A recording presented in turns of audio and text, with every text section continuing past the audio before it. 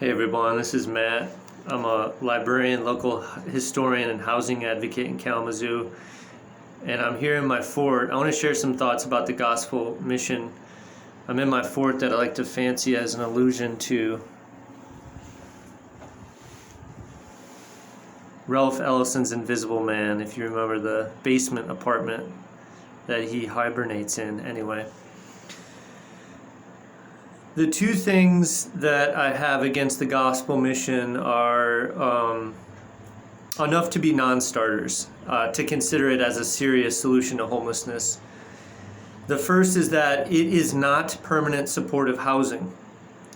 The solution, the actual real solution to homelessness, is permanent supportive housing. That's kind of like the industry term, but it makes sense. Permanent. It's an actual permanent apartment. It's a permanent roof over someone's head that they live. It's their home. Supportive. Every support that the person needs or doesn't need is available. That's what supportive means. Legal, financial, medical, mental health, life enriching. Similar to what Open Doors does really well, I believe. Permanent supportive housing, it's called. It's the evidence-based solution to homelessness that's been around forever. Not forever, sorry. It's been around for a little bit. It's about 82% successful. What does that mean? If you put someone in permanent supportive housing and go and visit them 2 years later, say, they will still be housed. They will be stable. They will have an address. The gospel mission isn't that. It's not permanent supportive housing. I'm not sure what supports they have, but it's a place for a homeless person to rest their head temporarily overnight. That's what it is. So if you're not part of the solution, then what are you? Think about that. If you're not part of the actual solution, then where does that place you? And the second thing is that they've been discriminating. That's just a fact. Even though I've heard many people talk about it, it's not like my opinion or feeling. It's what's been happening. So a lawyer recently looked at what they were doing, and the lawyer said straight up that this is illegal. They're discriminating. This can't happen anymore. And in fact, if you remember the housing equity ordinance that recently passed, that many incredible black women were mostly pushing for a long time and finally passed, namely Patrice Griffin, Shalana Lewis, Stephanie Hoffman, and others. There's a provision in that ordinance. It has a lot of protections for people, which is great, but one of the provisions is straight up so that the gospel mission can't discriminate anymore.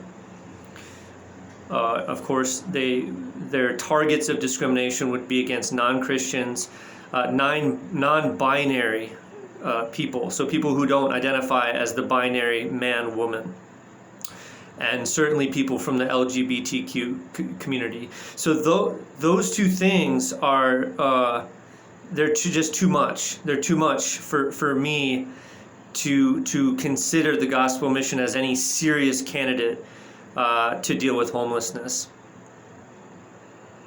And this isn't an anti-religious thing. It really isn't. I'm a religious person at heart. I believe in God. I'm quasi-Christian. I love the teachings. So it's nothing about that. And in fact, it's not about bad people. I can guarantee that the gospel mission's full of wonderful, well-intentioned and good-hearted individuals. There's no doubt in my mind that that's the case. People that work there, people on the board, people that give money to the mission. I don't doubt that at all, but that can be true at the same time that the gospel mission is not the solution to homelessness and therefore part of the problem. Why? Because it's taking up space and volume and money and charity and philanthropy. That's why. Meanwhile, when an actual solution to homelessness comes up, and it came up, A year ago yesterday, I posted about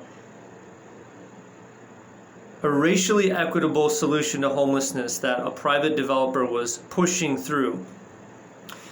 It was 81 apartments for the poorest people in Kalamazoo, including homeless people. It was 81 apartments, 10 stories high, very close to downtown, over by the Blue Dolphin area. Everything was done. The MSHDA application had been won. Every single apartment had MSHDA funding, in other words, so that the people could afford it, even if they had zero income. The supportive services were mostly in line. It was a housing first model, a housing first philosophy, rapid rehousing. And I remember a year ago saying this is probably not gonna get built because it's a real solution to homelessness that's kind of scaled up, right? It's not like, and it didn't get built. It didn't go through. It didn't happen. Not going to happen. Why? Because the people who run this city, which is mostly white, male landowners, business owners and landlords, the people who run this city don't actually want to solve homelessness. They just don't. They really don't. And that's just one example. They would rather have the gospel mission than permanent supportive housing. They really would. Even if the city commissioners at the time, every single one of them, even if them, I know sometimes they like to complain about how they have no power, even if the city commissioners really, really, really cared about that project and wanted to push it through, including the mayor, it would have went through. That's how influence and power works. It would have went through. It just needed a couple more hoops. But anyway, not to dwell on one specific thing. I mean, I think Open Doors is doing a really good job on permanent supportive housing and affordable housing at the same time. So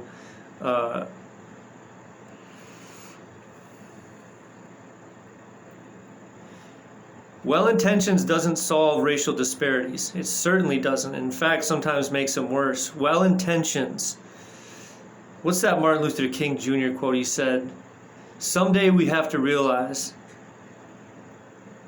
that the heart cannot be totally right if the head is not totally right. If your heart's in it, but your head is lacking in analysis, you're going to do harm, for sure.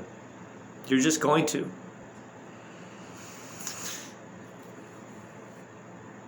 I remember, this is another kind of thing I have about the mission, is I work at the library, and one time someone from the mission came and did this big presentation, and it just, it did not taste good. It was a white woman who gave the presentation, and it just dripped of paternalism, judgment of the good and the bad. There's the good homeless people, that are ready to pull up their bootstraps, but then there's the, the bad. That's I'm paraphrasing, obviously. That did not taste good for me. That's not what we need. Thanks for listening.